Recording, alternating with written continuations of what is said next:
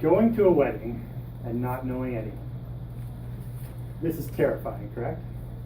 So how does one get over this? How do we get past this and maybe ice break this situation?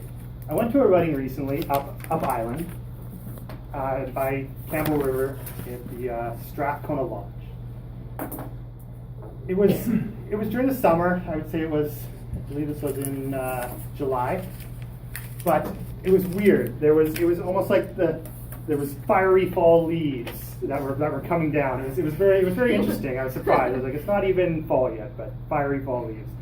So I get there the day before the wedding, and I don't really know anyone. I'm there with my significant other, and it's one of her friends' weddings.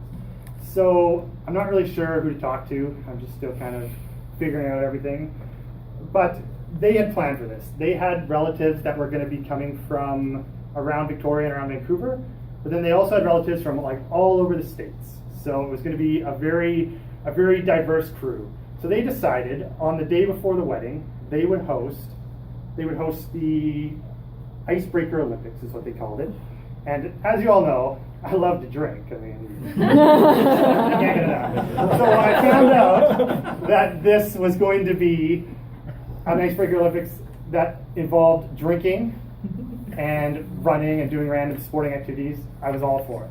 So I'm just going to describe what they planned to do. So originally, we didn't have any teams. There were probably just under 40 people, so they decided to break these people up into 4 teams. So to do this, what they did is they had the first event, which we all lined up. This is at the Strathcona Lodge. So there's a beach, there's a sandy beach, there's a dock in the middle of the water, maybe 50 meters out. So we all lined up at the top of the sandy beach. And so we're all lined up in a row, just kind of like a Red Rover almost kind of thing, all standing there. One of their friends comes down, he's carrying this giant sort of bucket, and it's got tons and tons of beer. And as you know, I love to drink. So, again, I was all about this. So I'm sort of thinking to myself, I'm like, how can I do the best at these events? I'm not really sure what they are yet. They haven't explained them. So I see the groom, and the groom, he's a pretty athletic guy. So I'm like, I'll just emulate what he's doing. I mean, I figure that's going to be the best way to go. I emulate that, and then I'm set. So we all line up in a row. The object of this icebreaker, this first event, is we have to run down to the giant tub of beer. We have to slam a beer, finish it, swim out to the dock, swim around the dock, come back, run up the sand, and then we have to line up in a row, just of whatever order we count. So I do this. It's exhausting. Slam a beer, love beer. So I get about 10th place out of the 40 people. My swimming's a little subpar. I was kind of cheating a little bit. I was pulling the dock. It wasn't really fast, so I was going like this, pulling the dock as people were trying to go around it, and they were trying to hold on, and they were getting spun around. It was a little funny. But. So I get about 10th place, and I get put on, I believe it was the yellow team. So then we decide we're doing events. So whoever wins these events gets first crack at tomorrow's at the next day's special activities. So there's special activities like there's a tree ropes course, so there's zip lining, or there's like a tree climbing. So whichever team wins, there's limited spots in each, so they get to decide who does what. So the next event, which we're actually in teams now, is we had a standing like a paddleboard, and we had to get all our group members to the dock without touching the water, without actually swimming in the water. So you could have your feet kicking or you could have your hands, but you couldn't be in the water. So you had to do that, get to the dock, however many people could get there. They had to swim back, and then they had to slam a beer without holding their own beer. So they had to get one of their teammates to hold the beer, which is kind of tricky to do, especially if you're going to be planning on shotgunning the beer. So you're trying to do a shotgun with someone else's hand, which is very difficult. Not for me, because I love to drink. But well, you know. So we do this. We do fairly well. We end up winning this event. It's pretty tricky. We have a good strategy. We had one person on the front, one person on the back, and then we had one person paddling. We did a couple trips and did it that way. We did really well. So far we're in the lead, which is great. So the next event is it's a team event. We're kind of doing if you ever watched baseball or you've gone to like a Harbor Cats game, they have a dizzy bat competition where you have like it's a stick, or usually it would be a bat if you had a baseball game. So you go like this with your head, and then you got to kind of spin around in a circle a bunch of times. You get really dizzy, and makes it really hard to run. So we did that, and then we had to take a lime.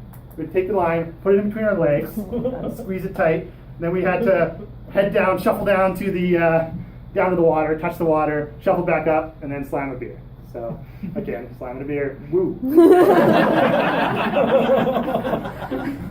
So we do this. We do okay in this event.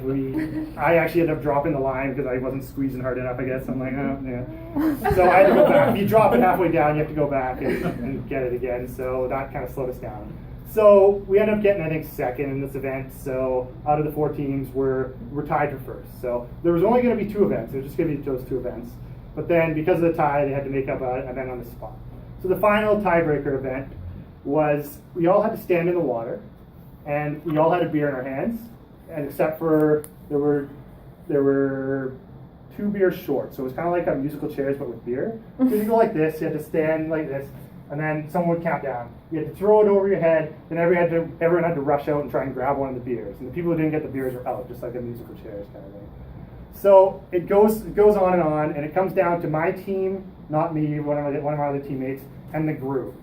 So I'm still a little suspicious. I feel that the groom might have been given the win, this is wedding or whatever. So they end up throwing it way out to the dock. These 2 guys have to swim all the way out. It's a huge swim. I wouldn't be able to make it. I was exhausted from all that beer slam, which I love.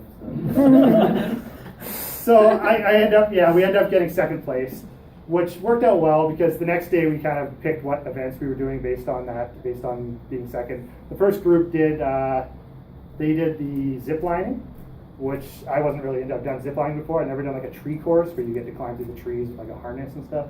So that's the pick that we did, and it really brought all the people together. Just the joking amongst your team, the like pretending you were better than the other people, the slamming of beer. It's just the general merriment made it for a really good icebreaker for an Olympic event, and it made what could have been a really awkward first couple days of the wedding really exciting.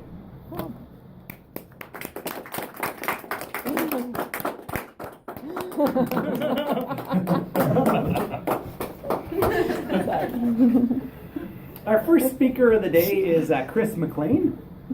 Chris has been an active member of our Advocates Toastmasters group now since about February the 10th, was it? 2016 or so? Seems like he's kind of been here forever. Chris has been serving now as a Sergeant-at-Arms, and he's working his way through the Competent Communicator manual.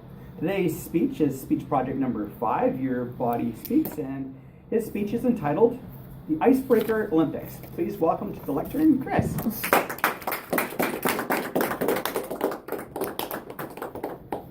Thank you so much, Shane, for that really super inspiring toast and smile.